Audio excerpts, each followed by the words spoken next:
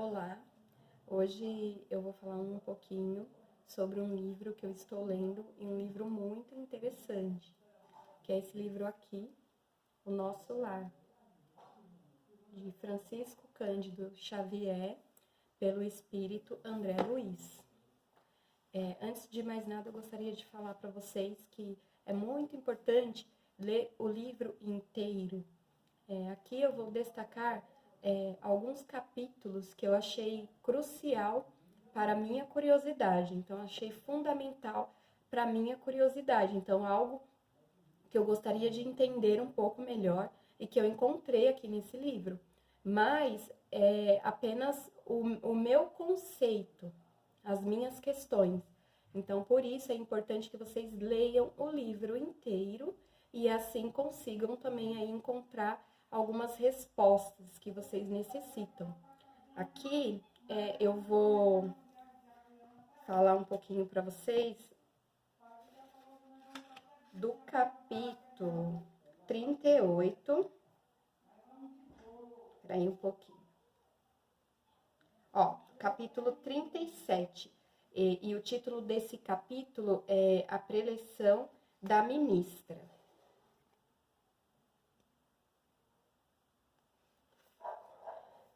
Então, nesse capítulo, que começa na página 211, algo que me chamou muita atenção, na verdade, o capítulo inteiro, mas o que eu vou destacar aqui são as páginas 214 desse capítulo e 215. Tem outros também, mas esse foi bem legal.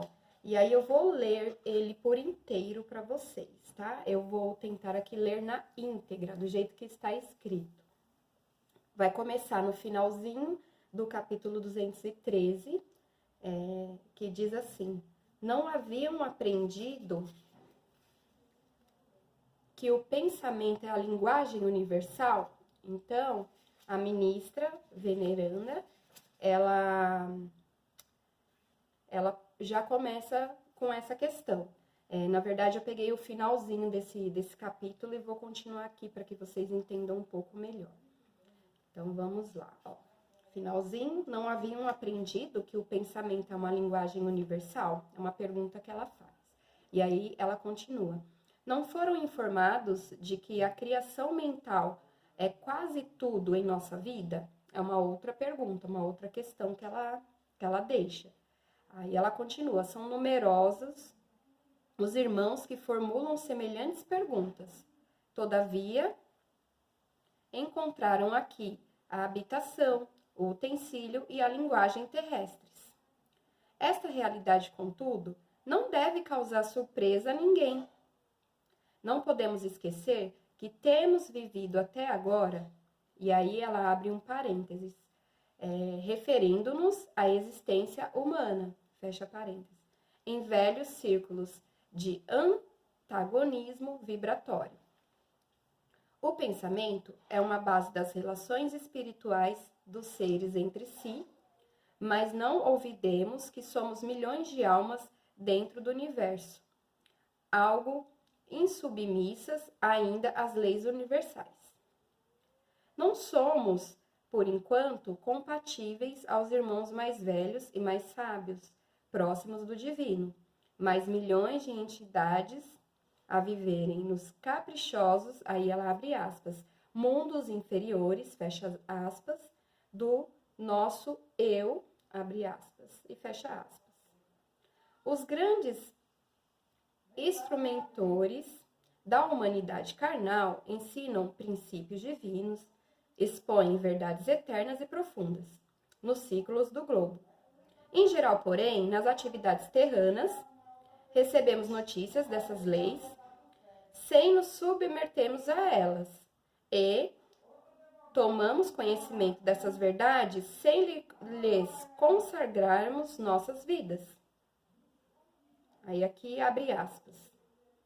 Será crível que, somente por admitir o poder do pensamento, ficasse o homem liberto de toda a condição inferior?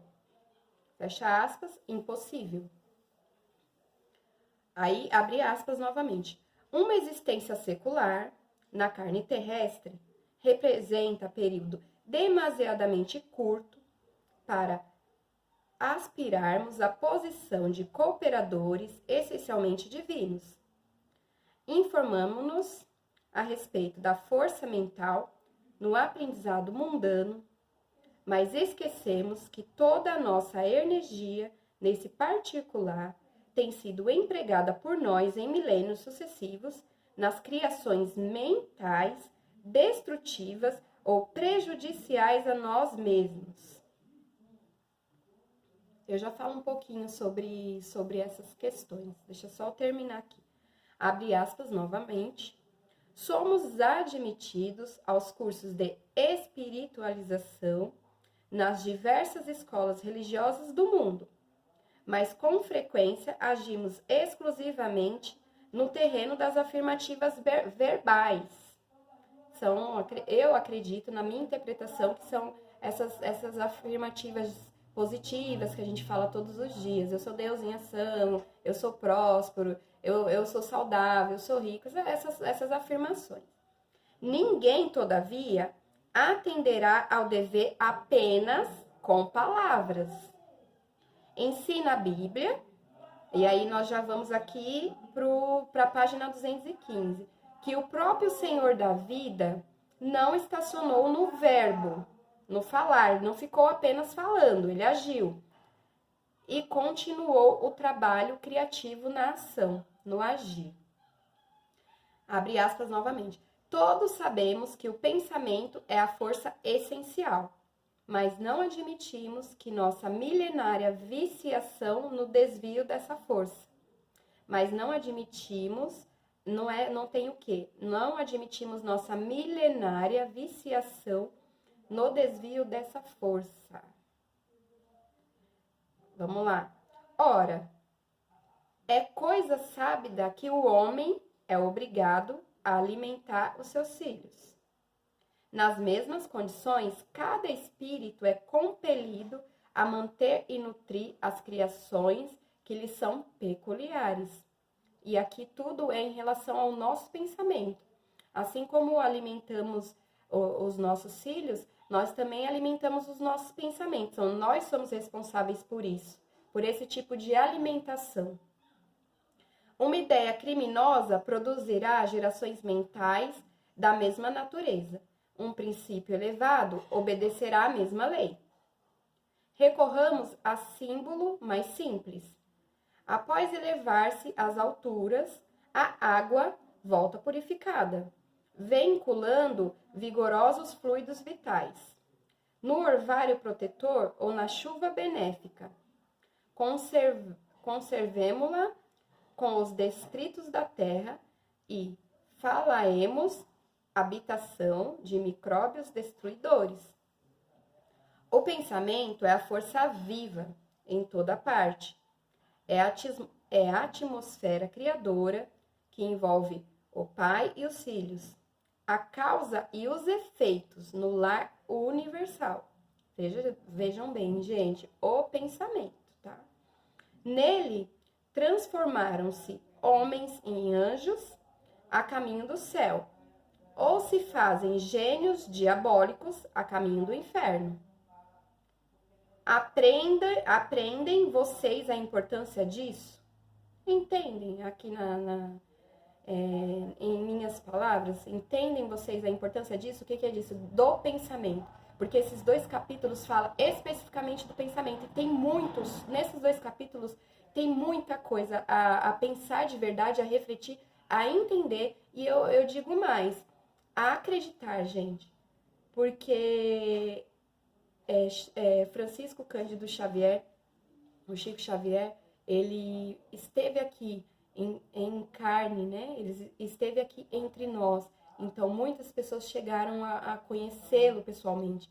E a história dele foi de exemplo e doação. Então, assim, não é aquela coisa que a gente fala assim, eu ouvi falar. Então, assim, ele esteve aqui e ele deixou esse exemplo de doação. Então, assim, não tem como a gente falar, a gente lê um livro desse e vários, porque tem um capítulo inteiro que é da coleção espiritual, sem acreditar no que está escrito. Entende? Isso daqui é a prova de que existe, gente. Não tem mais o que dizer. Só que aí não adianta a gente estudar, a gente ler tudo e não acreditar de verdade. Eu estou vendo muito isso. Eu não consigo ter provas concretas, porque nós vivemos assim, né? Não podemos também acreditar aleatoriamente no que a gente ouve. Mas assim, quando se tem provas, e não é apenas esse livro, muita coisa. Tem muito conteúdo, muitos cursos que eu fiz. Então, quando a gente se tem essa prova concreta, o que mais precisa? Aí é conosco, é a nossa crença mesmo. É a gente acreditar. Porque se você tem todas as evidências, todas as provas, tem tudo, e no fundo você não acredita, aí não adianta. Deixa eu continuar aqui o finalzinho dessa página, né? Aqui nós paramos no aprendem vocês a importância disso, que é uma pergunta, certo? Então, vamos lá. Certo nas mentes envolvidas entre os desencarnados e encarnados. Basta o intercâmbio mental sem necessidade das formas. E é justo destacar que o pensamento em si é a base de todas as mensagens silenciosas da ideia, nos maravilhosos planos da intuição entre os seres de toda a espécie. Dentro desse princípio, o espírito que haja vivido exclusivamente em França poderá comunicar-se no Brasil, pensamento a pensamento, prescindindo de forma verbalista especial, que no caso será sempre a do receptor, mas isso também exige afinidade pura do pensamento, da conexão, que nem muitas pessoas dizem. Não estamos, porém, nas esferas de absoluta pureza mental, que é aqui onde nós vivemos. Realmente hoje nós não nos encontramos aí nessa esfera de pureza mental, onde todas as criaturas têm afinidades entre si. Afinamo-nos uns com os outros em núcleos insulados e somos compelidos a prosseguir nas construções transitórias da Terra, a fim de regressar nos ciclos planetários com bagagem evolutiva. Então, assim, aqui nesse finalzinho dessa página, afinamo-nos uns com os outros em núcleos insulados e somos compelidos a prosseguir nas construções transitórias da Terra, a fim de regressar nos ciclos planetários com maior bagagem evolutiva. Então, é o que a maioria das pessoas falam, numa maneira mais comum, né? Um senso comum, que nós viemos aqui para aprender. E realmente viemos para aprender, e é todo esse aprendizado de vida que nós vamos levar aí para dar continuidade, né, nos ciclos planetários. Então, assim, a nossa bagagem, o que nós vivemos. Deixa eu voltar um pouquinho aqui na página 214, que eu acho bem legal. Aqui, ó. Que ela diz: informamo-nos a respeito da força mental no aprendizado mundano, mas esquecemos que a nossa energia, nesse particular, tem sido empregada por nós em milênios sucessivos nas criações mentais destrutivas ou prejudiciais a nós mesmos. Então, assim, nós nos informamos. Então, vamos dar um exemplo. Nós aprendemos, mas quando nós usamos os nossos pensamentos e esse aprendizado, sempre usamos de forma destrutiva. Ou seja, pensamos sempre coisas ruins. Damos esse valor, por mais conhecimento que a gente tenha. Tem muito mais coisa realmente nesses 2 capítulos. Aqui, ó, vou mostrar para vocês aqui nesse finalzinho, que é a coleção A Vida no Mundo Espiritual. Aqui tem 13, mas eu acredito que vai até um pouquinho mais, 13 livros. Mas eu acho que vai um pouquinho mais. Tá bom? E o livro é esse aqui. Então, muito obrigada.